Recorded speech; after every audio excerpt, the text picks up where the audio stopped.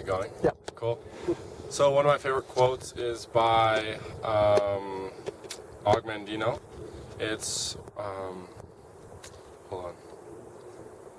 How does it start? You got this.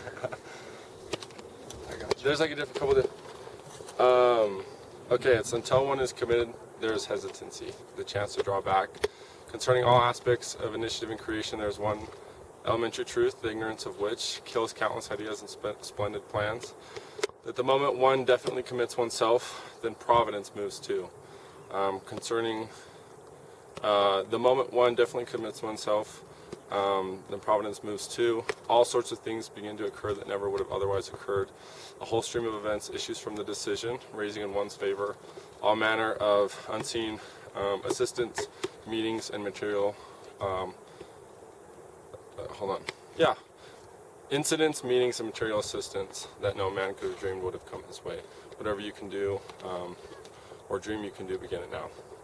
So it's pretty cool. Like if you read the whole quote, I like it because it just talks about like whether you believe in God or providence, which is like the force in the universe that like gives you what you ask for. The moment you commit yourself to one thing and like you're just committed to it and you work toward it and you give all your energy towards it, then like things in the whole world like start to work out in your favor, and you like things happen that you know would have never happened before had you not committed yourself to doing it. So it's one of my favorite quotes because I've seen it happen like time after time, and I didn't see it happen until after I heard about this quote, and then I could look back and just see all these like different incidents and like things that would happen in my life that happened because I decided to like commit to something and give it my all. So yeah. So yeah, check out the quote. You just type in until one is committed, and then you'll find the quote. So, and then you can like paraphrase it a lot better than I did probably. So yeah. What is your life's motto? That's a good question. What's your what? My life's motto? I would say know you. If you want more, be more. Yeah. Like you said, it kind of goes along with that. Because he's all about progressing. And so that's for me at least, and we're kind of all We're all the same in that, like-minded. yeah, in that sense. And so it's just a simple quote that just says, if you want more, be more. So again, commit yourself more, work harder, try harder. Yeah. So that'll help you progress in life, right? Yeah, I agree. I think just like knowing what you want and then going for it. I think there's a lot of people that just like stay where they're at in life and they just, and that's a choice, you know. They think that they have to, but like they're making a choice to do that, and in little ways and in big ways. Like I think that there's a lot of people that just stay in a convenient circle, and instead of like branching out and like growing and like finding things that they're passionate about and like doing things that they're obsessed with, they just do what they need to do to go day to day and to survive, you know. So it's kind of the difference between thriving and surviving. Do you think that money and happiness are linked? Do you think you need to have money to be happy? What do you guys think? Not necessarily, but like you obviously need money to do really anything, like to survive. You know, you can't survive without money, but you also have to make sure that money's coming from something that fulfills you as a person too. Like, don't just work for money. Like, work because you like desire to do what you're doing. You know, find a passion and then make money doing that. Something I heard that is kind of a quote from Jared that he said that money doesn't buy happiness, but it buys you time to create happy moments. So I really like that.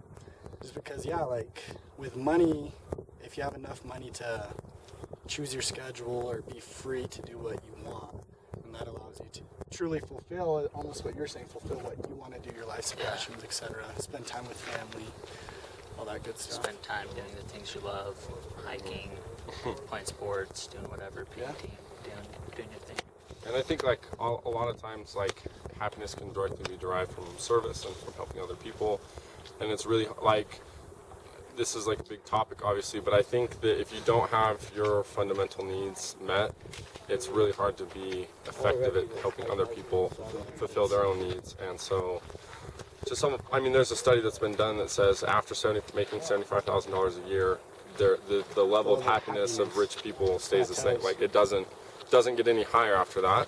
And so I think that whether that number is correct or remotely close, I just think that there is a point that you should reach. Like I think in your careers and in your life, like you know, part of our lives is to make, you know, material, to grow materially, and then use that, what you've grown or made, to like go help other people do the same thing. So that's what I think. I don't know. That's a good question though. Those are amazing answers.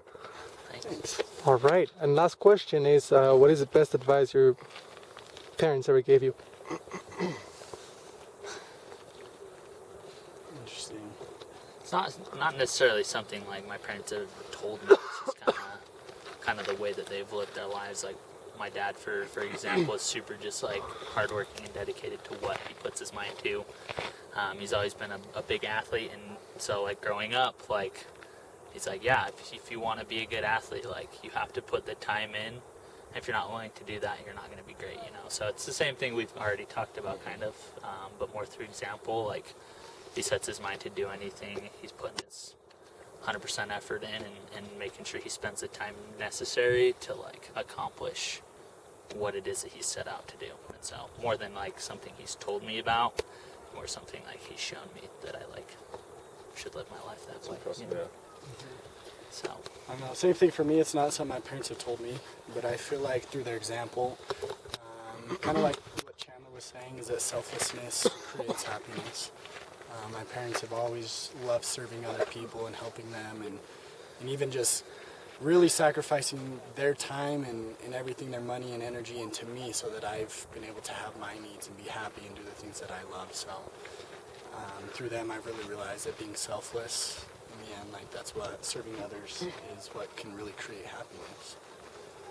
That's it. So one thing, is it still going? So one thing that my parents, like our parents, I think are all pretty great in what they talked about.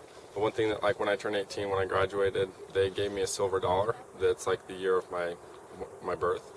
And I think it's pretty cool because like throughout my life, basically the idea is that no matter how much money I have, I'll always be worth something, always have a dollar to my name, and always be part of an incredible family that'll support me and just help me through whatever it is. And so I think that's something that I'm going to continue on and do for my kids too, because like it doesn't matter how much money you have or like what you do in life. Like this was them just saying, whatever it is, just know that you're rich in the sense that like you have a family that loves you, and at least you have a dollar to your name. So kind of cool. But yeah.